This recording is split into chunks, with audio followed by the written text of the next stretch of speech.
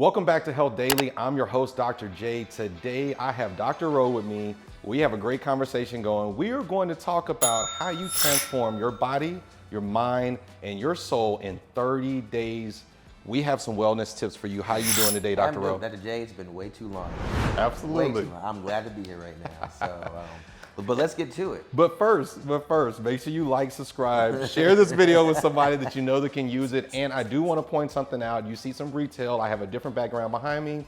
We are in Dr. Rowe's spa. We will drop the link below. If you are in Dallas, definitely come by, get some skincare done. But let's talk about these wellness tips. Yeah. Meditation has so many different, amazing, positive attributes that help you. I know for a fact that I started meditation about a year ago. And meditation has been shown to help with so much. It helps with your anxiety. It helps with your sleep.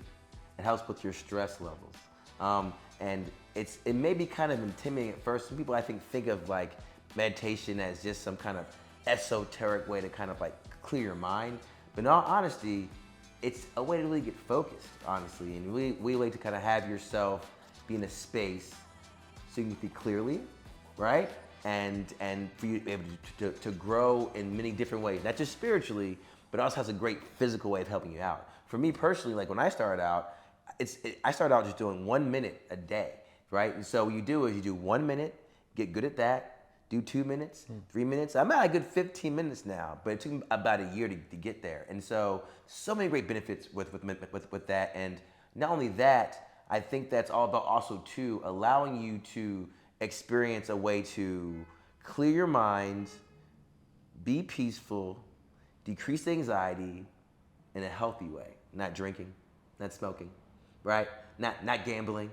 This is a great way to do that without those negative things too.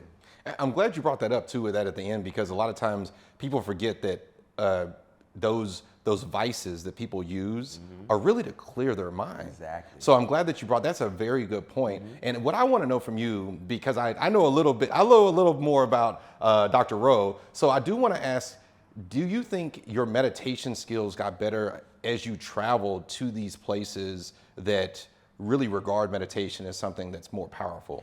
I don't want to say that. I would say this. I think that education helped me along. What got me better, honestly, was just to practice. Because what I realized that even if you're not good while you're practicing, if you're consistent, it gets better for you. I would start out before I would do it in the car before I went inside my office in the morning. I'd spend 1 minute.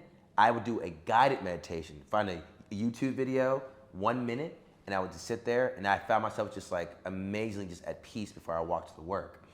I think that in my travels though, because I've been to like places like Peru, in the Amazon, where that space is sacred, you have a better appreciation for it. But I tell you what helped me the most was not traveling. It was just just practice. What Iverson say? Practice. He didn't do it, but I did, right? So practice, because you get better with being consistent. And before you know it, it makes a big difference in your life.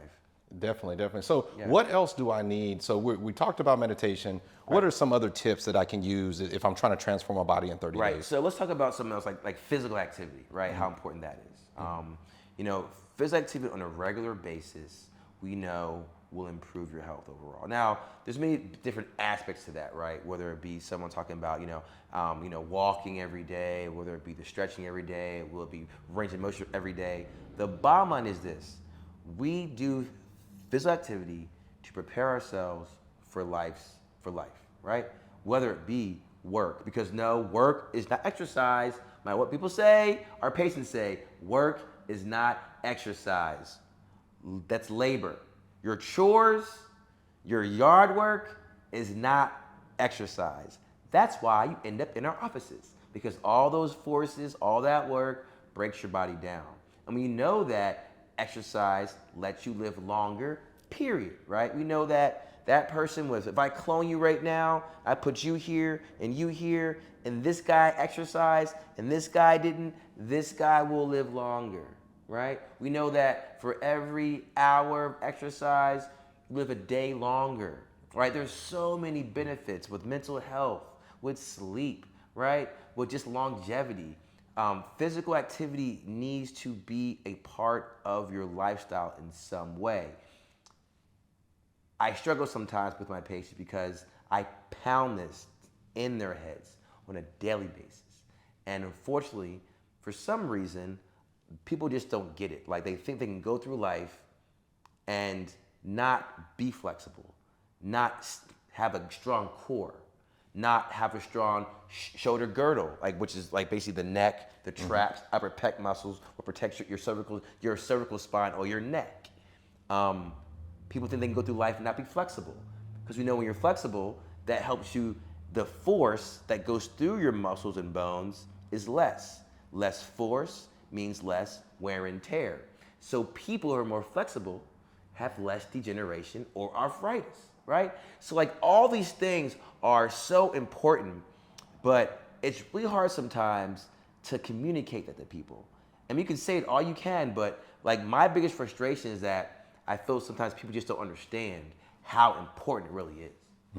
No, I agree with that. I have the same issues sometimes getting that across to people sometimes in my clinic, but I'm glad that you brought that up. So right now we have meditation, we have physical activity in the sense of exercise for improvement, flexibility, and not just working every day. And I'm glad you brought that point up, because our bodies are responsive. Right. If you're doing something, say warehouse work every day, Right. your body gets used to those activities, and so it starts to preserve energy just to do that activity, which doesn't increase your endurance. Right. So what else can I do Yeah. to transform my body? Well, one last thing about the exercise part. Sure. The walking. Like for some reason, this generation just like is so fixated on walking. I mean, like people our age. Like if you're 30 years old, 35 years old, 40 years old, I mean, walking ain't doing much for you. Like, you know, it's good to move, but your heart rate ain't going above 130 unless you just like really getting it, right? Hitting it. I mean, so you're not 85, you're not 90 years old. So walking's great, but you need to have some weight resistance, right? You need to have some little more high intensity, get your heart rate up for your heart, for your lungs, for your blood flow. And you need to put some weight against it so you build some muscle. You need lean muscle mass. Nobody walking all the time is building muscle. So that I just want to like just put that out there. No, I think that's important. fair. I think that's fair. I think that's fair. So we have the physical activity tip. So what are some other tips that I can use to improve myself? This might sound obvious, but eating well, healthy eating is important. So can you define that for me though? Yeah. What is eating well in a sense? Because I think that's maybe confusing or different for different people depending on what their background and their experiences. Exactly. I think it's hard to really kind of define that for a lot of people. I define eating well is eating foods that give you something and don't take away. Okay. Food that helps with the building blocks of your body and doesn't destroy them. Food that allows your body to grow, not take away to break it down, right? Like excessive sugars and excessive fats and excessive oils, right? It's also about eating enough food, right? I think we get into this mind frame now, especially as Americans, where we're fixed on time too. Like you think it's breakfast. I gotta eat breakfast. I'm not hungry, I'm gonna eat it. Lunch, I gotta eat lunch. I'm not hungry, I'm gonna eat it. Dinner time. And so we have like, and then we look at the food, we go, I gotta have the meat with the breakfast. Like I got the bacon, the sausage, the pancake, the waffle to break my fast. We know it's not needed, right? You can have eggs and fruit and be good. Oatmeal and fruit, right? Food should be there to allow your body to develop, to grow, right? And to help and give it energy to harness, to live. Now, I'm not saying, you know, some of the things that are, you know, there are certain foods out there that we love, sweet food, fried food, right? Oily food. When I talk to my patients about eating right, I'm like, look, you don't gotta take, you don't have to not eat this ever again. But start thinking about how you're investing in yourself and what you're putting into yourself, right? Like, you have to invest well to get a good product out. Right. You cannot expect to put crap in you and then to expel power and excellence from your body if you're not giving it those natural blocks to have, you know? Right. I think that, I'm gonna stop there for a second. I think that's a note for our athletes that are watching this, right? world-class athletes, but basically putting damaging food in their body to go play a world-class sport. Right. Think about that. Like, I mean, and they may look good because they're young, but we know what that and those internal properties Processes, are doing, right? yeah. Processes are doing, right? So, other things like this portion size. I mean, we know how it is, and we live in Texas. We're from the South. We eat too much food here. I mean, like, I get mad when like my reps come to my clinic sometimes and bring, you know, like last week, it's like, why do we have so many pans of Olive Garden at 1 o'clock? You got creamy Alfredo here, Parmesan here, a big thing of bread here, and everybody's got a giant plate of pasta at like 1 o'clock. And honestly, like, you can tell, like, people really aren't that hungry, but it's there because everybody's plates ain't even empty. Hey, pasta's easy to eat, right? Right. And then what happens later? Right, you're knocked out, right? A big thing for me too is that not just the food, but we also know that unfortunately America doesn't have great food, so that could be hard for people. Like, you ever notice how you travel? You can eat. You go to Southeast Asia, you go to South America, you eating rice, beans, noodles, beef, and you lose weight. Like, your body looks better. Like, when I was in Vietnam last year, I had pho every day for breakfast, right? I'm eating rice, eggs, noodles. I mean, I'm eating crazy. And I look better there than I do here. Right. I think that goes to, and that's a lot of people say when they travel. Like, a lot of people in other countries are like, when I come to America, I get fat. Our food's not bad. It's not good here. Right. And overall, to be honest with you. And so that it's also hard for people to understand how to eat. Our bread's got sugar in it, right? Anything like that fat-free crap we know is just super sugary. The sugar-free stuff is super fatty. We know now that all these like things like aspartame. So do you think along those lines, do you think that it's the food that's bad, or you think that it's too many choices and so people tend to choose the foods that tend to have those compounds in it? Because we have the healthier options too, but people complain about that all the time, right? Saying that, you know, whether they're not accessible or they're too expensive, right. You know, so is it? What is it? Why is that? I think we have too many options of crappy food. Like, for instance, if you go to a different country, most times, like, let's say you're in, I don't know, I keep talking about Southeast Asia or South America because that's where I go to a lot, and people shop usually daily, right? If you go to a grocer out there, it's what they bring from the farms. It's what they fish.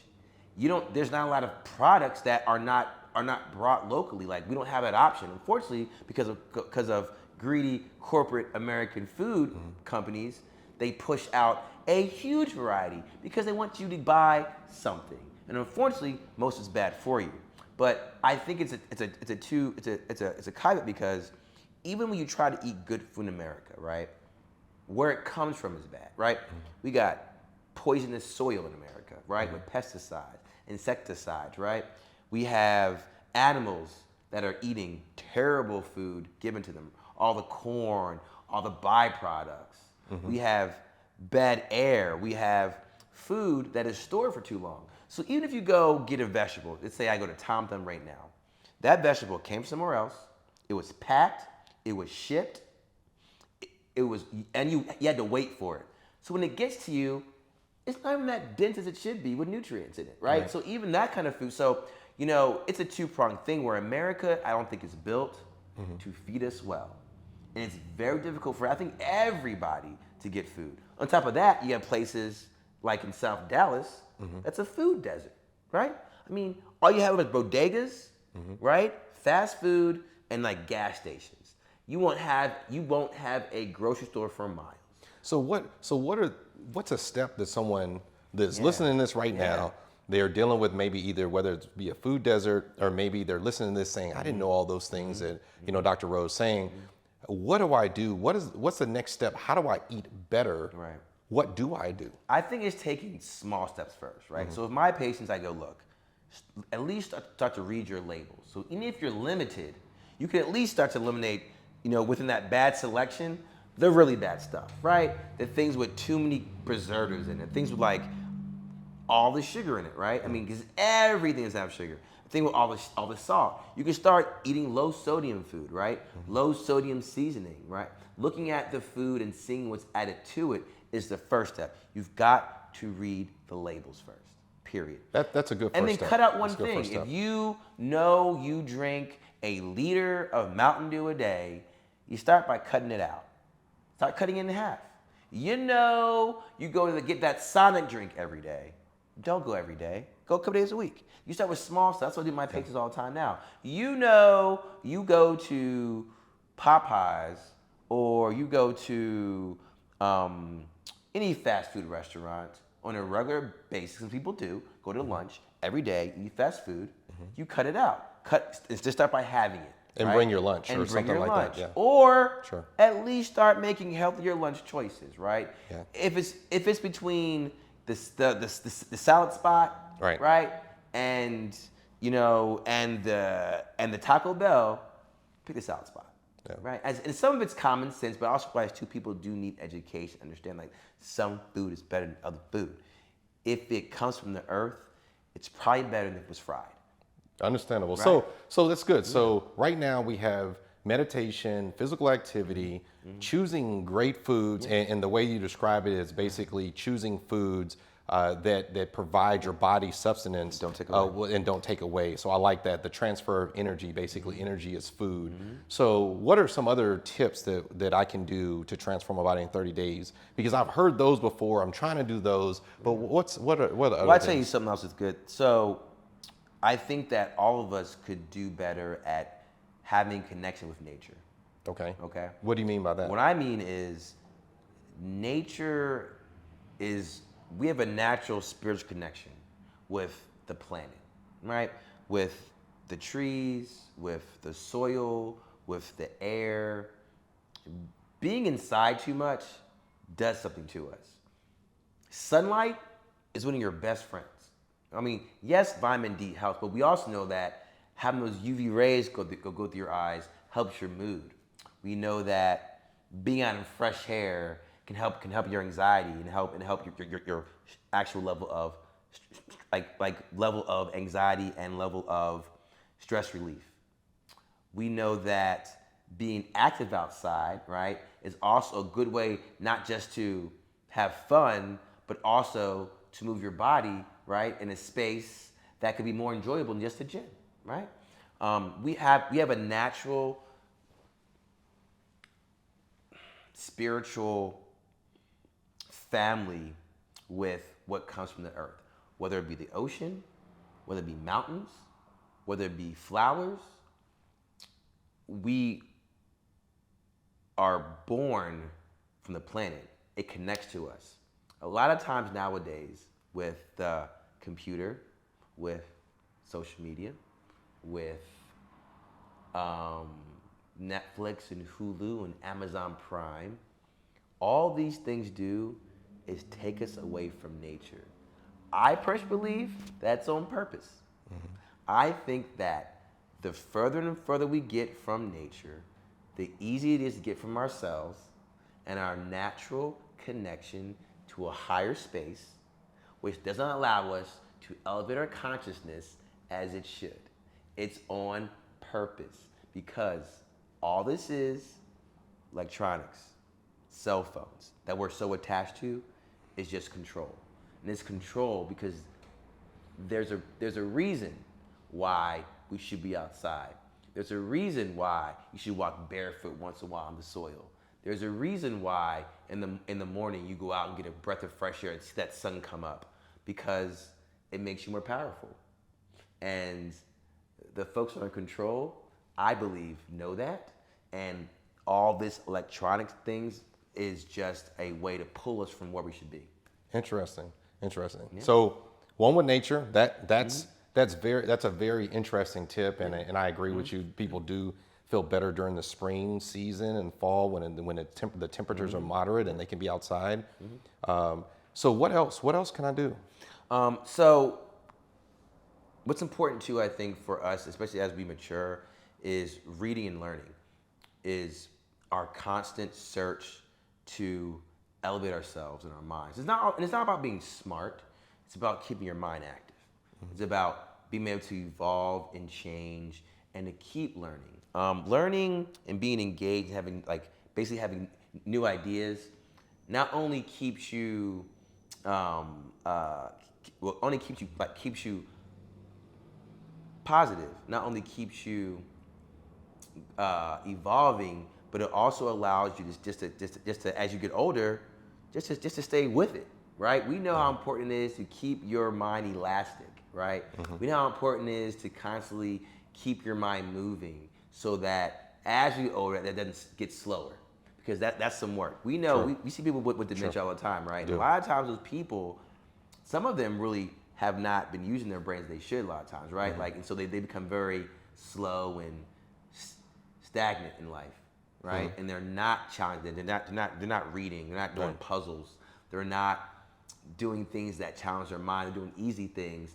But your brain's a beautiful thing. The thing about your brain is that it always can evolve and grow and get better and be elastic and make new neurons and new ideas. And so that constant motivation to learn will help you keep going too. And I mean, as you learn new things, it adds everything else. Because guess what? Learning about mindfulness, learning about food, learning about exercise, Right.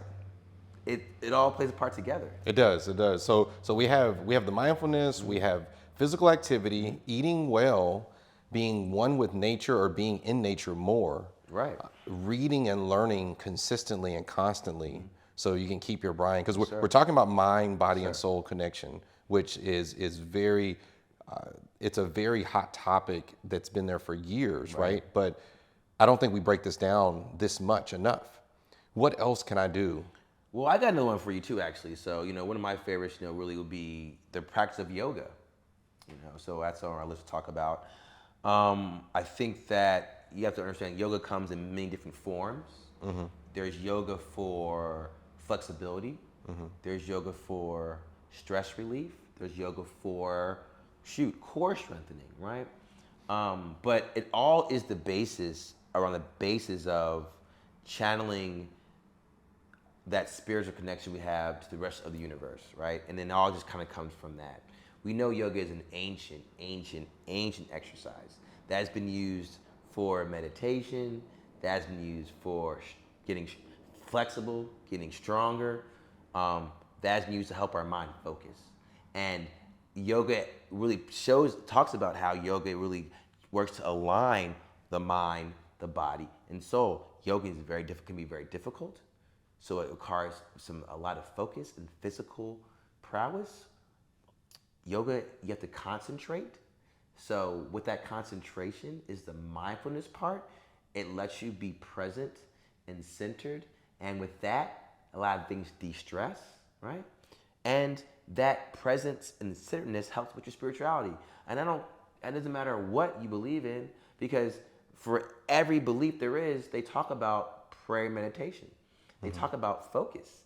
And with that practice, all those things can connect together. There are yogas out there, you've heard about the ones in India, right, who can pretty much either stand still for hours and days on end.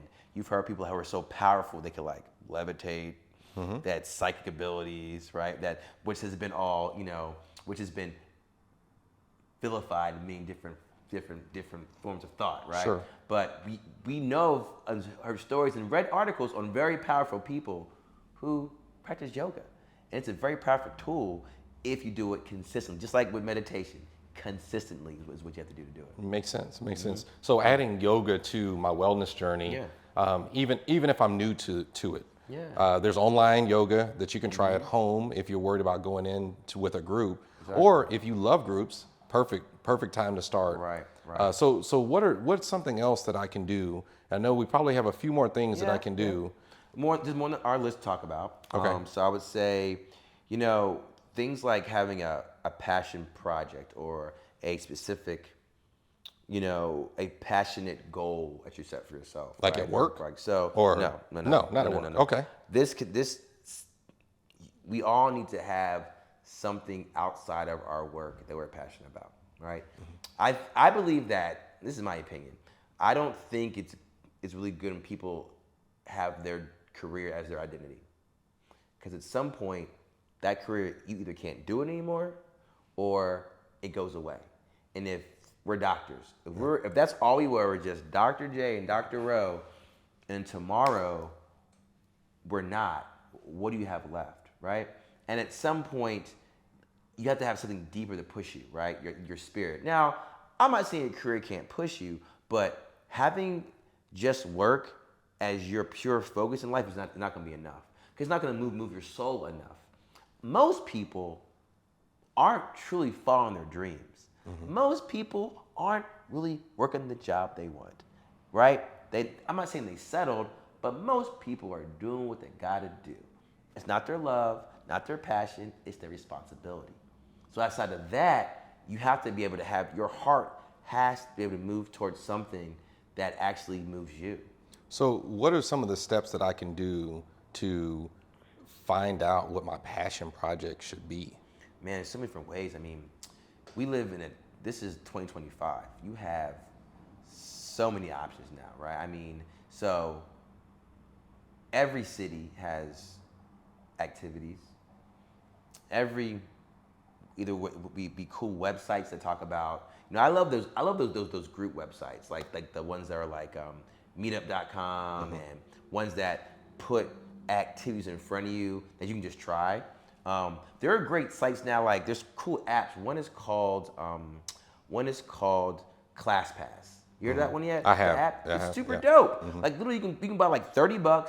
You can try first class and everything. Me and my dad were talking about this. When he comes in a couple of weeks, we're going to do a kung fu class together. Okay. And it was like $30 for 3 classes. Because I'm put my little gi on and hit the Bruce Lee with it. Yeah. But like so, and that's new for me too. Because I've always wanted to try kung fu. I'm like, you know what? I'm gonna do kung fu. Yeah. Like, So basically, you're following what you've always been passionate about, but never really expressed that passion. That's the problem. I think that people think about what they want to do, they just don't do it. Like if you're like, I want to paint, go buy an easel and paint. I wanted to be a DJ. I went and bought a DJ set, Hulk in my house. A year later, here I go. You just got to do it. I think we think about things too much. We analyze too much. Don't take action. Try it. Right. Because like we don't know how much long we have left to try it. I mean, so if you want to do it now. Try it. If you don't like it, cool. You tried it. Then try something else. You know. But I think we have to get over this fear of like getting out of our box, this fear of being different, this fear of being judged. We don't have time for that anymore. Right. We have no time for that. You need to, if you want to live a fulfilling life, you gotta do what you want to do, and stop making excuses not to do it. No, it makes sense. No, thank you for those tips. So, just to kind of run through the tips again, we have meditation, and we have physical activity and eating well. Right. And then also we have doing things like following your passion and being one with nature. Right. I mean, these are excellent tips. If I'm trying to start on day 1 and be a different person on day 30, right. If I do each one of these things and be very conscious about how I live my life during those 30 days and try to incorporate these tips, I agree with you. I think someone could completely change their life just using these tips. And I think that these are not complicated. They're very simple changes. I say, don't make the mountain off the molehill, right? Like you pick one small thing to change. If you're gonna go, okay, I want to eat well. Just pick that one thing. Like, what are you gonna do that's tangible? Are you really going to stop drinking soda tomorrow? But can you cut back? Yeah. Are you gonna work out 5 days a week? But can you start working out 3 days a week for 30 minutes or 15 minutes a day? Yeah. Hint, 15, yeah. Right? Right. You're not gonna meditate every day, but can you meditate every other day for a minute? I always say this, you pick what you can do consistently. Make the promise, I don't care how small it is, make that promise to yourself and stay with it, and it goes from there. Yeah, no, perfect. And thank you for joining me today, Dr. Rowe. This is Health Daily again. I'm Dr. J. This is Dr. Rowe. If you've made it this far, that means that you want to be in the community. We have the link below. Make sure you subscribe to Fit in 15. Like, subscribe, send this video to somebody that you know that can use it. If you want more information, we have a network on fitin15.io. If you made it this far, you're definitely a part of our community, and we love to have you. Thank you for joining.